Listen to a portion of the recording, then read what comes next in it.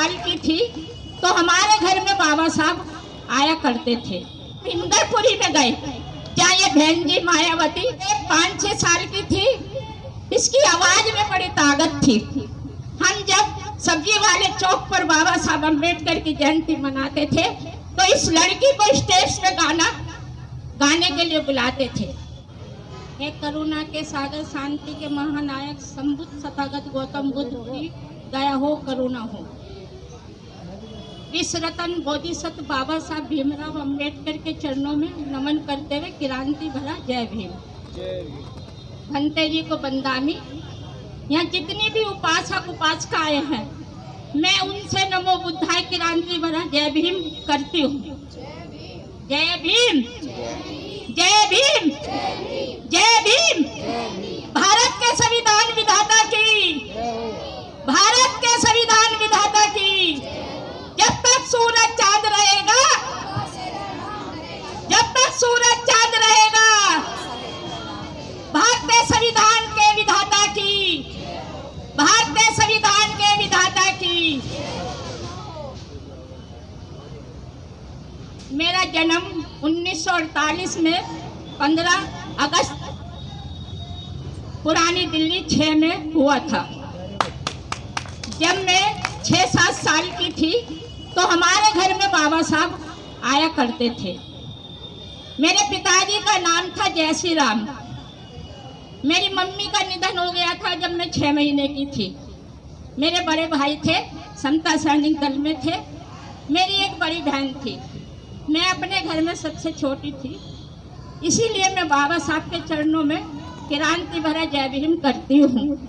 जिसने मुझे हंसना सिखाया, बोलना सिखाया, पढ़ना सिखाया, आज मैं उन्हीं की बदौलत इस यहाँ तक पहुँची हूँ। मेरे पिताजी ने जब मेरे स्कूल में एडमिशन कराया तो एक दिन मेरे को एक लड़की ने थप्पड़ मार दिया। मैं रोते रोते अपने घर आई। मैंने अपने पिताजी से बोला, उस जमाने में मैं अपने घर में छोटी थी तो सब मेरे पिताजी को बाबा बाबा करके बोलते थे।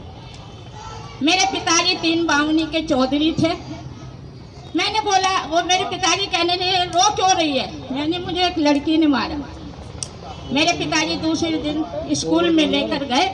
उन्होंने बोला, भाई मेरी लड़की को किसने मारा? मेरी छोरी को किसने मारा? टीचर बोली, किसने मारा?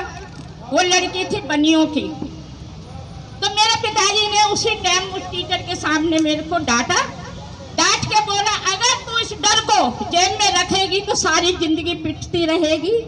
आज तू इस डर को निकाल देगी तो तुझे कोई भी नहीं डराने वाला पैदा होगा। मैंने अपने पिताजी की बात याद करके 9 तक पढ़ाई करी। गोलचा सनीमे के सामने एक स्कूल है, उसमें। जब मैं 9th की छमाई के पेपर दे चुकी थी तो मेरे रीढ़ की हड्डी में एक थोड़ा निकला। मेरी पढ़ाई छूट गई। बाबा साहब मेरे पिताजी से कहते थे, ए जय सिंह, इस लड़की को तू टीचर बनाना, मास्टर नहीं बनाना, इसका दिमाग बड़ा तेज है।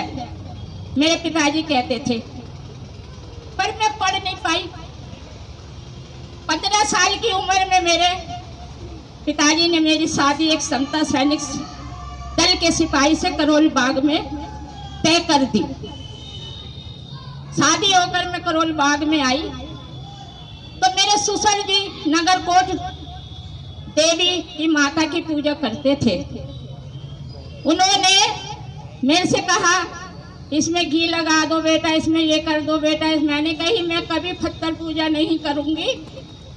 मैं तो बाबा साहब के मानने वाली एक लड़की हूँ। जब आप पत्थर की पूजा करते तो अपने लड़के को समता सैनिक दल में आपने क्यों भेजा? उस आदमी ने मेरे से शादी की। उस मेरे साहब ने ये बोला मेरे से कि मैं दुनिया की हर चीज ला कर दूंगा, पर तुझे कभी चौराहे पे पत्थर के गाड़ी मांगने की जरूरत नहीं पड़ेगी। एक बात मेरी माननी पड़ेगी तुझे, अभी हमारा संसार बसा नहीं है, अभी हमारी पहला दिन है। मैंने कहा, मैंने तो कभी पत्थर को पूजा ही नहीं, न मेरे परिवार में मैंने देखा। मैंने वो अपनी जेब में पर्चा बनाकर रख लिया।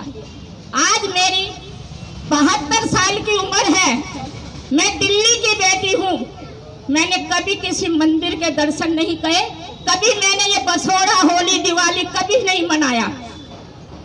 मेरे सन 1963 में एक बेटा आया, उसके बाद मेरी एक बेटी आई।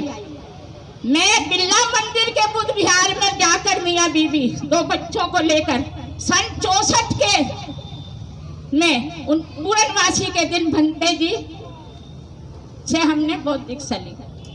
आज 56 साल हो गए मुझे बौद्ध दीक्षा लिए हुए।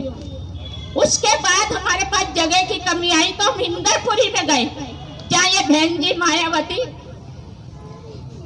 रहती थी। नहीं, हम रहते थे पहले, ये बाद में गए।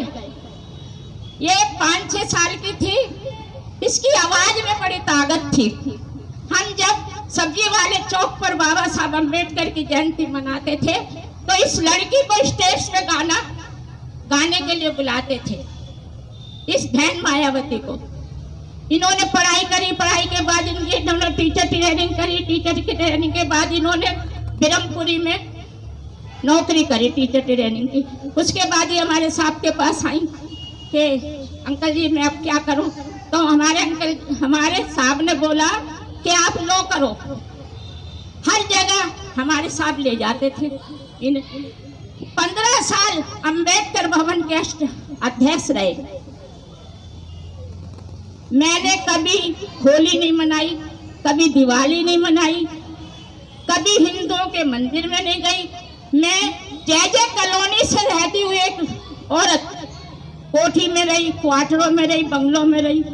एक बाबा साहब की तो बहन थी जो मैं रही, बाबा साहब का फोटो दरवाजे पे लगा के रही।